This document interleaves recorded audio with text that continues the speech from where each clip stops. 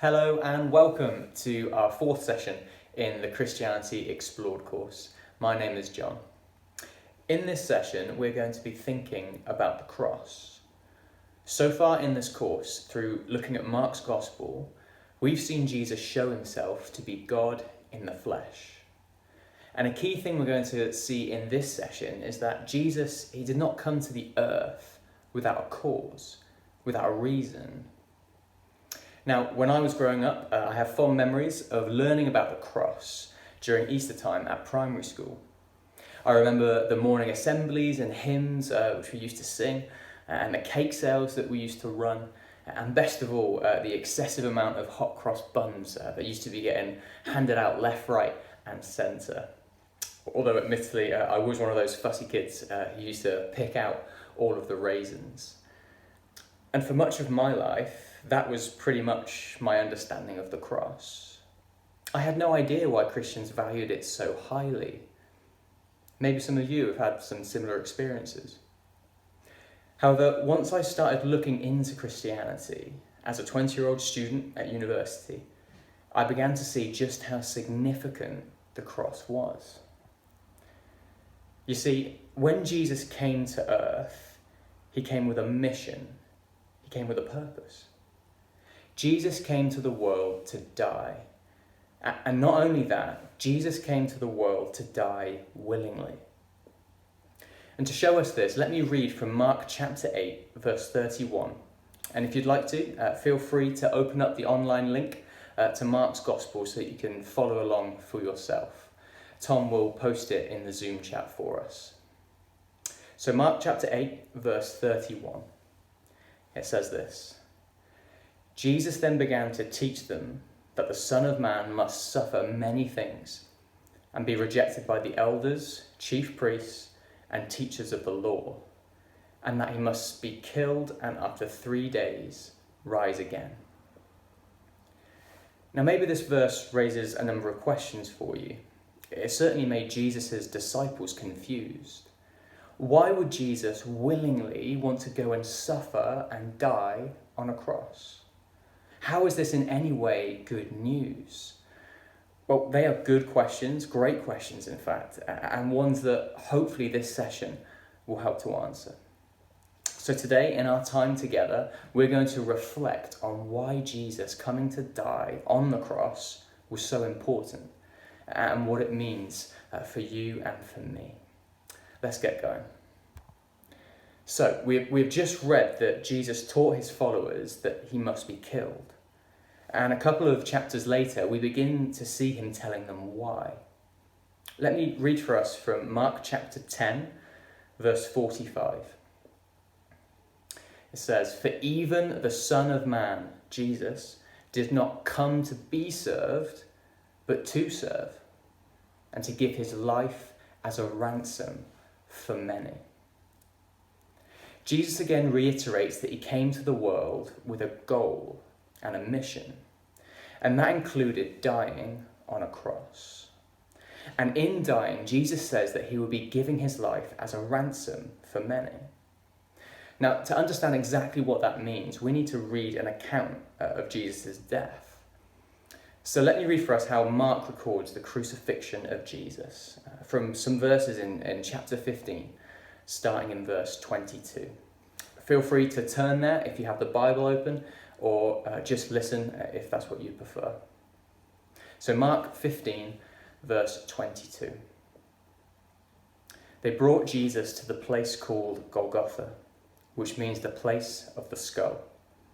Then they offered him wine mixed with myrrh, but he did not take it. And they crucified him. Dividing up his clothes, they cast lots to see what each would get. It was 9 a.m. when they crucified him, and the written notice of the charge against him read, "The King of the Jews." They crucified 2 robbers with him, one on his right and one on his left. Those who passed by hurled insults at him, shaking their heads and saying, "So, you who are going to destroy the temple and build it in 3 days, come down from the cross and save yourself." In the same way, the chief priests and the teachers of the law mocked him among themselves. "He saved others," they said, "but he can't save himself. Let this Christ, the King of Israel, come down now from the cross, that we may see and believe." Those crucified with him also heaped insults on him.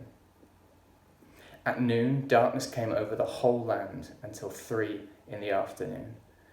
And at 3 in the afternoon, Jesus cried out in a loud voice, "Eloi, Eloi, lama sabachthani," which means, my God, why have you forsaken me?"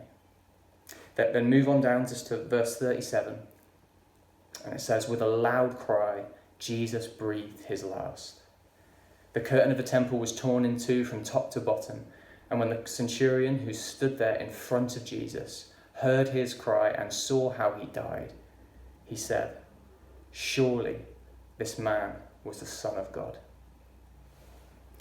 Now, I appreciate that there is a lot said in these verses, but let me just pull out 3 things to help us understand what was happening at the cross and why Jesus was so adamant that he had to die. So at the cross, we see God's anger against sin. We see God's love to us in Jesus. And we see an event that draws us in to the story of Jesus. So firstly, at the cross, we see God's anger against sin. In the passage we just read, we saw that when Jesus was crucified, darkness came over the whole land from noon until 3 p.m.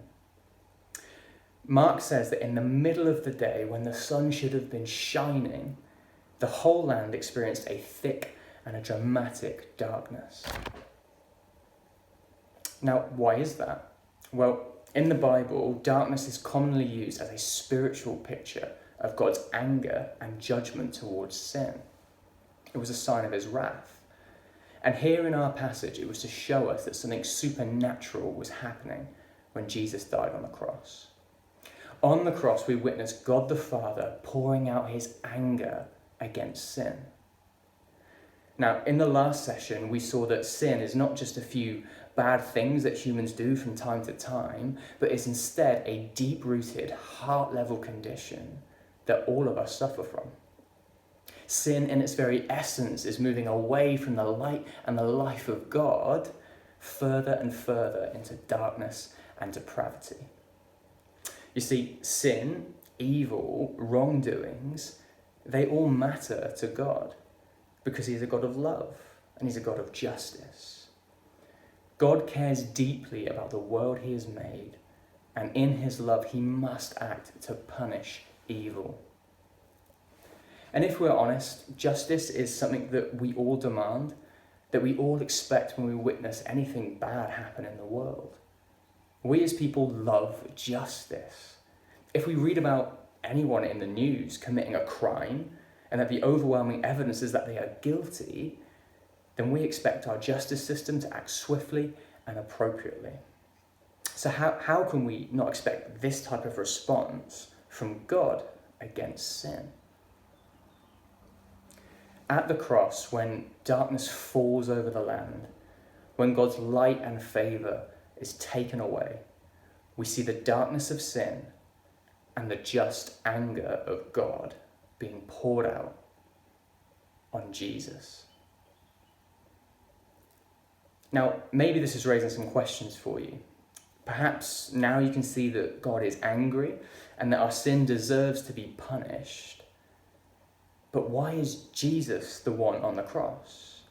Because if you read anything about Jesus, whether it's from the Bible or from other historical sources, you'll see what a great man he was and how much he cared for those around him. So maybe you're asking, how is it fair? How is it possible that Jesus is the one being punished on the cross? Shouldn't that be us? Well, this leads us on to our next point, which we see from our passage, that at the cross, we see God's love for us in Jesus. In our passage earlier, we read that at 3 in the afternoon, Jesus cried out in a loud voice, my God, why have you forsaken me?" On the cross, Jesus was forsaken by God the Father. He was abandoned and his cries for help were not answered, and he was left to die in the darkness. Why? Well, as we said at the start, this is exactly why Jesus came to earth. He came on a rescue mission to give his life so that he could save others. You see, our sin, it causes a separation between us and God. God is good and holy, and we at our very core are evil and corrupt. This means that left to ourselves, we can never come to God. But in Jesus, what we see is God becoming a man and going to the cross to act as our substitute, to take our place. Jesus willingly took on and absorbed all of our sins so that they could be rightly punished. And in doing so, he paved the way for sinners like you and me to enjoy a restored relationship with our Creator. The sin that used to separate us from God, that acted as a barrier between us, has now been dealt with. And we are now free to come to God with confidence and with joy. So we've seen that at the cross, God displays his anger towards our sin, yet he also displays his utter love and forgiveness to us in Jesus. The final point we're going to look at is that at the cross, we see an event that draws us into the story of Jesus. Did you notice in our passage the reactions of those around Jesus when he was being crucified? Some people didn't see him as relevant. They just saw him as another person about to die, and so they sought material gain by trying to claim his clothes. And for many people, that is still the same today. Jesus, he just doesn't seem relevant.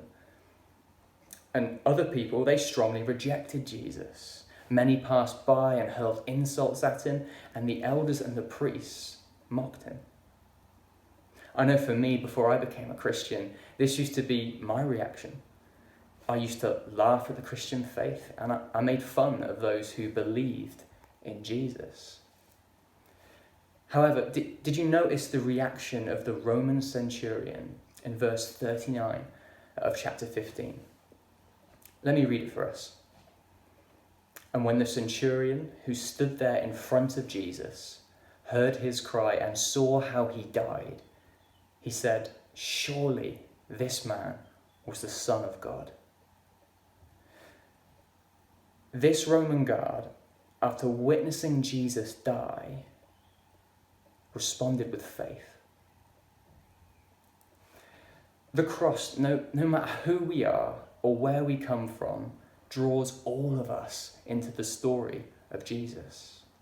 If Jesus truly is God and he came to forgive sins, both yours and mine, and he successfully did that at the cross, then we are all drawn into his story. And this creates a dilemma for us, doesn't it? How will we respond? Look, let me finish by encouraging you guys to take the time to reflect on the cross. And don't worry if it doesn't all make sense right away, or if you just find yourself with more and more questions. Keep going. So, in this session, we have talked about the significance of the cross. We've seen that it shows God's anger against sin. We've seen God's love for us in Jesus by taking the punishment for sin in our place. And we've considered how we may respond. Right, we're going to go back into our discussion groups now, where you have time to discuss what you've heard and to listen to what everyone else has to say. And we'll come back together by 8:55 p.m, so we're done by 9 o'clock.